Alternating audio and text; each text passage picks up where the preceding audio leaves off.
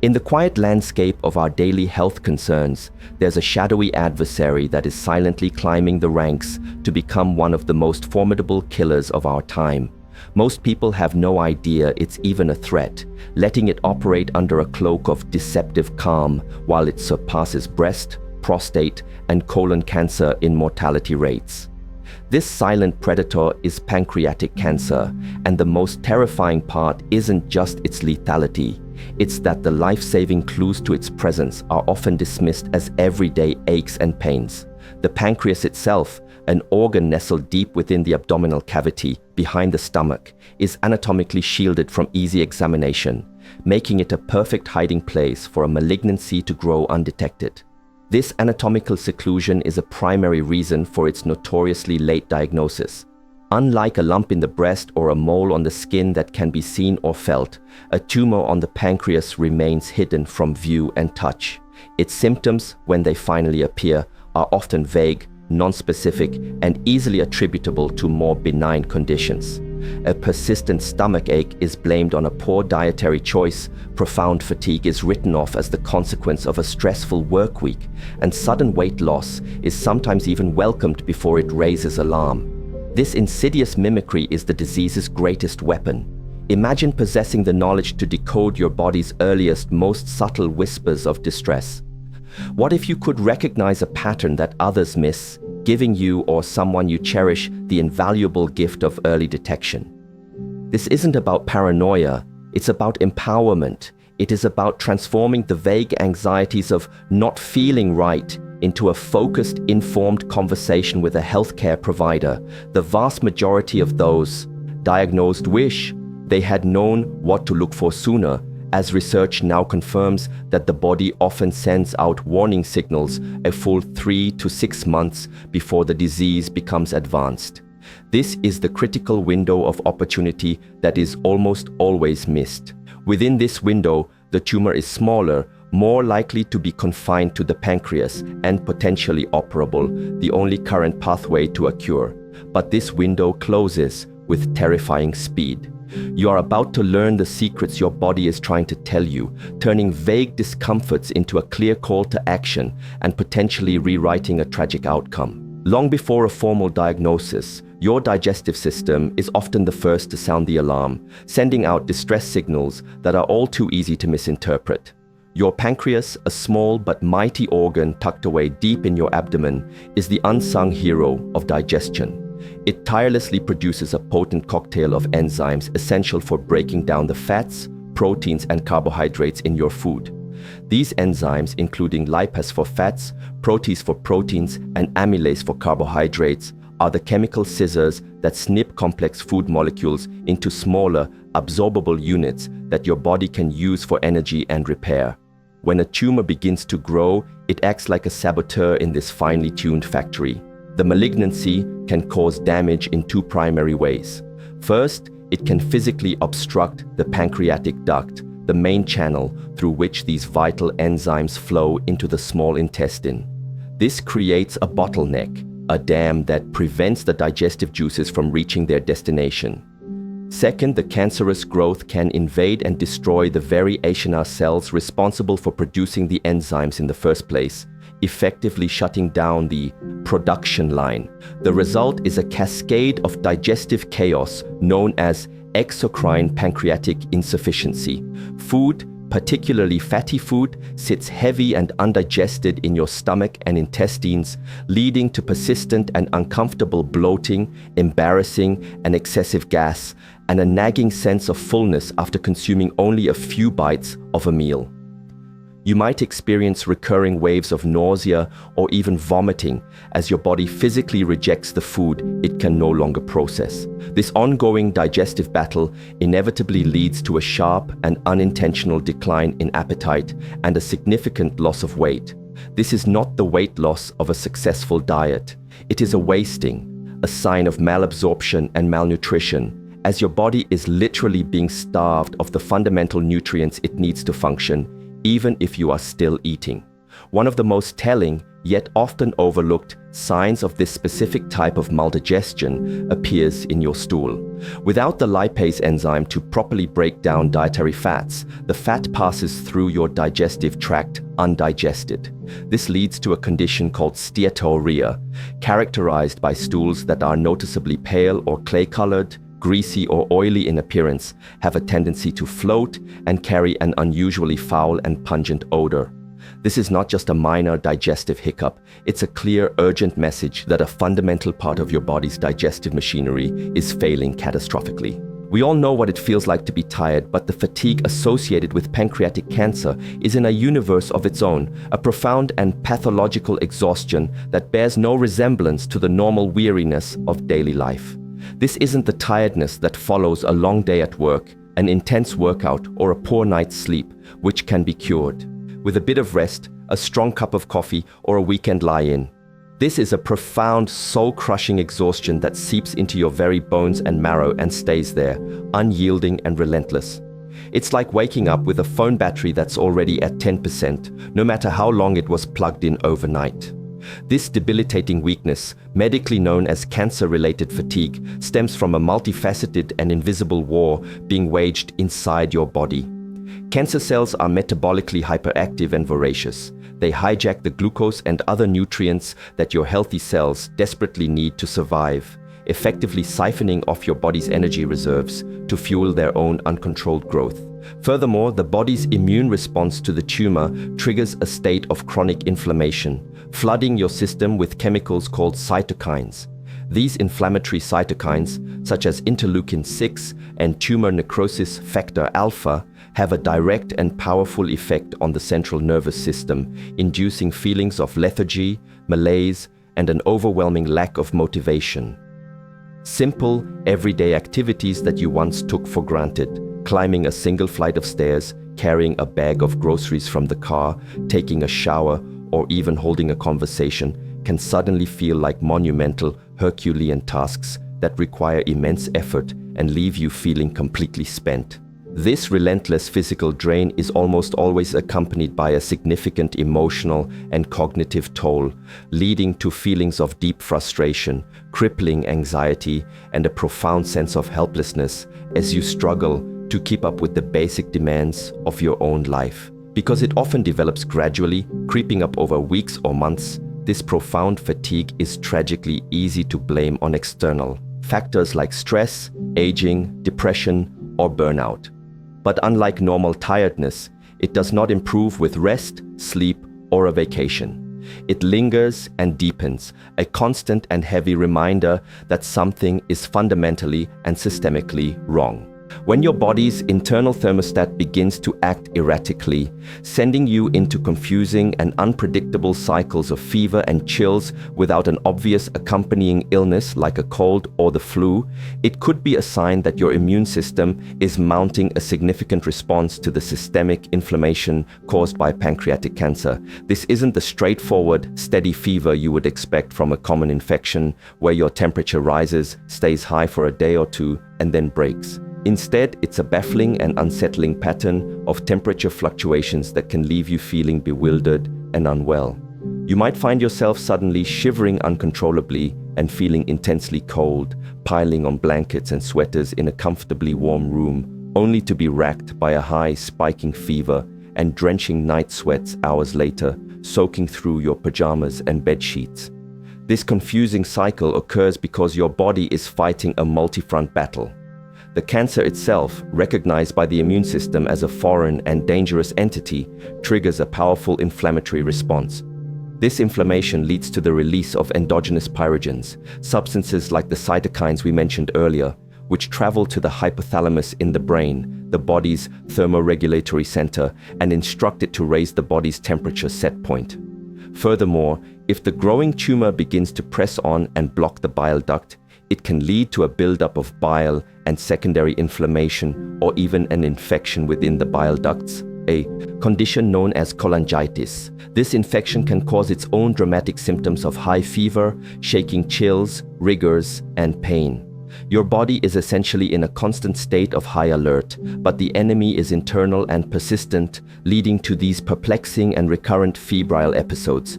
Because the fevers often come and go and may not always reach a very high temperature, many people dismiss them, assuming they are just fighting off a stubborn but minor bug or virus. However, when these unexplained episodes of fever, chills, and drenching sweats persist for weeks on end without any clear infectious cause, such as a cough, sore throat, or urinary symptoms, they should be viewed as a significant red flag that your body is grappling with a serious underlying inflammatory or malignant process. One of the most dangerous, insidious, and least known signs of pancreatic cancer has nothing whatsoever to do with digestion, pain, or jaundice, but with the very chemistry and consistency of your blood. The disease possesses a mysterious and potent ability to turn the body's finely balanced coagulation system against itself, creating a prothrombotic or hypercoagulable state where the blood becomes abnormally thick, sticky, and dangerously prone to clotting. This occurs because cancer cells can release tissue factor and other procoagulant substances directly into the bloodstream, tipping the delicate balance between clotting and bleeding heavily in favor of clot formation. This can lead to the spontaneous development of a deep vein thrombosis, DVT, most often occurring in the large deep veins of the legs, calf, or thigh. The signs of a DVT can seem deceptively minor and unrelated to a major illness at first. Unexplained swelling in just one leg, a feeling of warmth in the affected area, tenderness or pain that might feel like a muscle cramp, or a reddish or bluish discoloration of the skin. While a leg clot is a serious medical condition on its own, causing pain and potential long-term damage to the vein, the real, life-threatening danger lies in what can happen next. If a piece of the blood clot breaks free from the vein wall, it becomes an embolus, traveling through the bloodstream, up through the heart, and becoming lodged in the pulmonary arteries of the lungs. This event is known as a pulmonary embolism, a sudden and often fatal medical emergency that blocks blood flow to the lungs.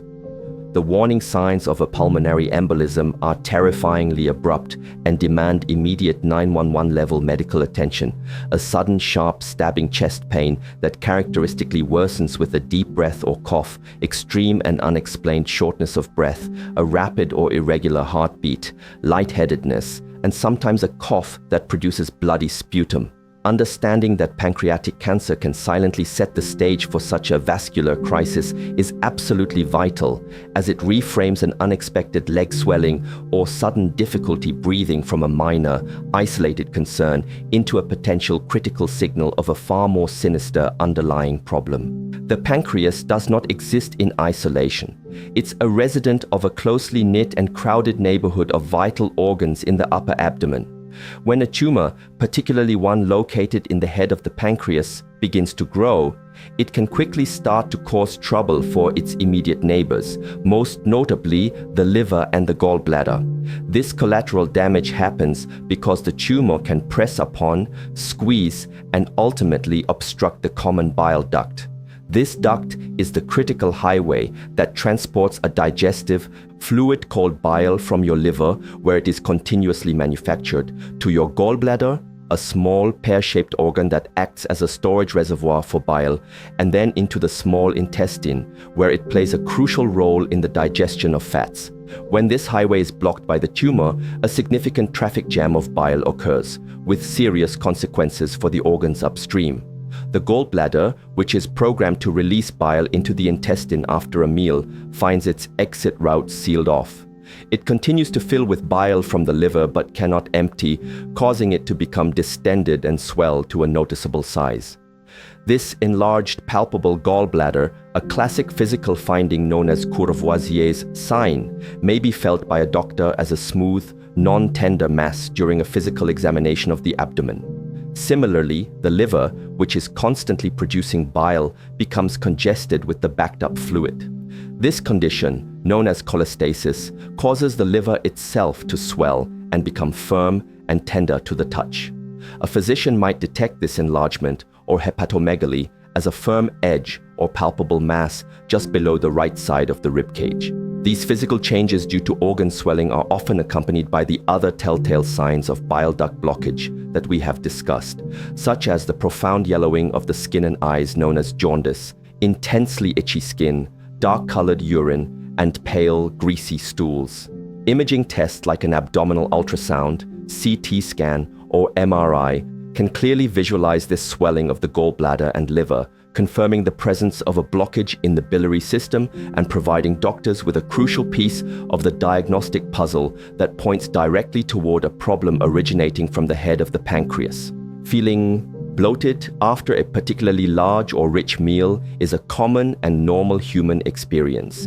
But the bloating associated with pancreatic cancer is a different and far more ominous beast entirely. It's a persistent, relentless, and deeply uncomfortable feeling of abdominal fullness that has very little to do with what or how much you have recently eaten. This sensation, known clinically as early satiety, can be one of the earliest and most subtle clues that the disease is developing, and it happens for two main interconnected reasons. First, as we've discussed in detail, the deficiency of pancreatic enzymes leads to a profound slowing of the entire digestive process. Food is not broken down efficiently, so it sits and stagnates in the stomach and small intestine for much longer than it should, fermenting and producing excess gas. This creates a genuine physical volume increase within the digestive tract, leading to a constant feeling of being overfull and distended. Second, and often more directly, a growing tumor in the body or head of the pancreas can begin to physically press against the adjacent stomach. This external compression effectively reduces the stomach's functional capacity, making it feel full much more quickly than normal. You might sit down to enjoy a regular-sized meal, feeling hungry, only to find yourself feeling uncomfortably stuffed and unable to take another bite after eating only a small portion. This persistent bloating and abdominal tightness doesn't respond to the usual over-the-counter remedies like antacids, simethicone, or other digestive aids because its root cause is not excess acid or simple indigestion.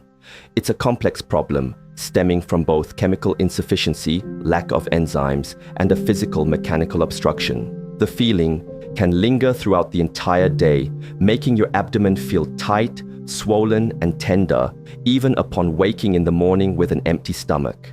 Because it is such a common and non-specific complaint in the general population, many people unfortunately endure this chronic discomfort for months, attributing it to stress, irritable bowel syndrome, food sensitivities, or simply getting older, all while the real underlying cause goes tragically undetected and continues to advance. The pain originating from pancreatic cancer has a distinct and telling character that, once understood, can be a powerful diagnostic clue.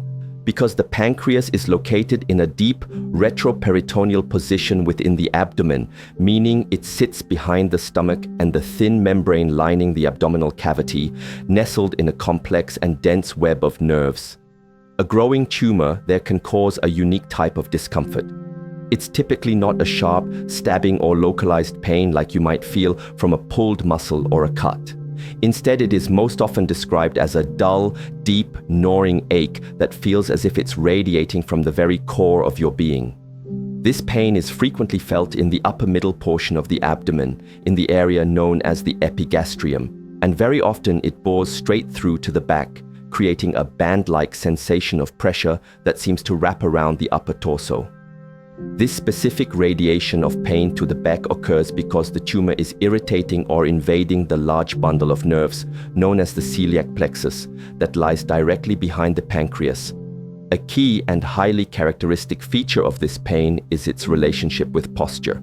The pain often intensifies significantly when you lie down flat on your back, as this position allows the pancreas and the tumor to press more directly against the sensitive nerves and the spine. Conversely, the pain may feel somewhat relieved when you sit up straight and lean forward, a posture that gently pulls the stomach and other organs away from the pancreas, creating a small amount of space and alleviating the pressure.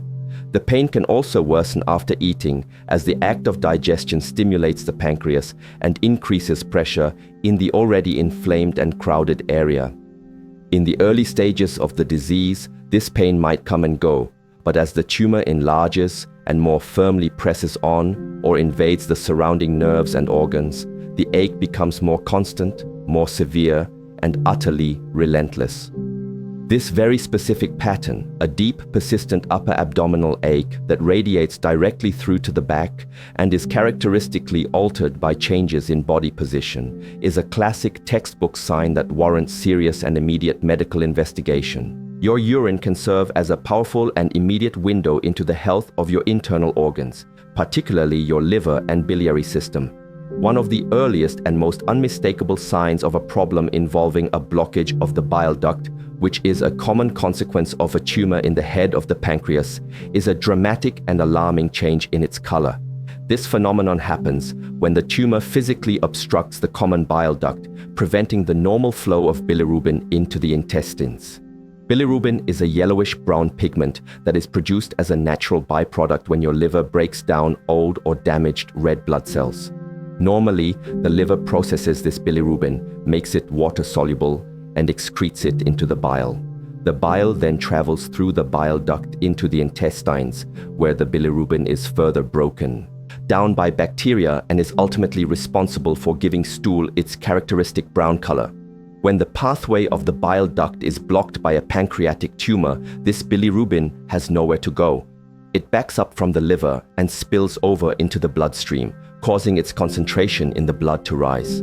The body, in its attempt to maintain equilibrium, desperately tries to get rid of this excess bilirubin through an alternative route, the kidneys. As the kidneys filter the blood, they pull out the high levels of water-soluble bilirubin and excrete it in the urine.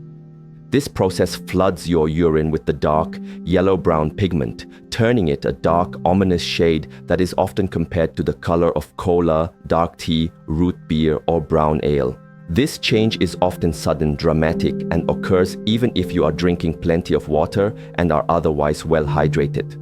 Crucially, this telltale dark urine often appears before the most famous and widely recognized sign of high bilirubin levels: jaundice, the yellowing of the skin, and the whites of the eyes.